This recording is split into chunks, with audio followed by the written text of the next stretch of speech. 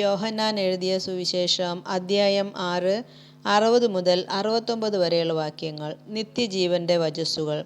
ഇത് കേട്ട് അവൻ്റെ ശിഷ്യരിൽ പലരും പറഞ്ഞു, ഈ വചനം കഠിനമാണ്, ഇത് ശ്രവിക്കാൻ ആർക്കു കഴിയും? തൻ്റെ ശിഷ്യന്മാർ പിറുപിറുക്കുന്നു എന്ന് മനസ്സിലാക്കി യേശു അവരോട് ചോദിച്ചു, ഇത് നിങ്ങൾക്ക് ഇടർച്ച വരുത്തുന്നുവോ? അങ്ങനെയെങ്കിൽ മനുഷ്യപുത്രൻ ആദ്യമായിരുന്നിടത്തേക്ക് ആരോഹണം ചെയ്യുന്നത് നിങ്ങൾ കണ്ടാലോ? ആത്മാവാണ് ജീവൻ നൽകുന്നത്, ശരീരം ഒന്നിനും ഉപകരിക്കുന്നില്ല. നിങ്ങളോട് ഞാൻ പറഞ്ഞ വാക്കുകൾ ആത്മാവും ജീവനുമാണ്. എന്നാൽ വിശ്വസിക്കാത്തവരായി നിങ്ങളിൽ ചിലരുണ്ട്. അവർ ആരെന്നും തന്നെ ഒറ്റിക്കൊടുക്കാനിരിക്കുന്നവൻ ആരെന്നും ആദ്യം മുതലേ അവൻ അറിഞ്ഞിരുന്നു. അവൻ പറഞ്ഞു, ഇതുകൊണ്ടാണ് പിതാവിൽ നിന്ന് വരം ലഭിച്ചാലല്ലാതെ എൻ്റെ അടുക്കലേക്ക് വരാൻ ആർക്കും സാധിക്കുകയില്ല എന്ന് ഞാൻ നിങ്ങളോട് പറഞ്ഞത്.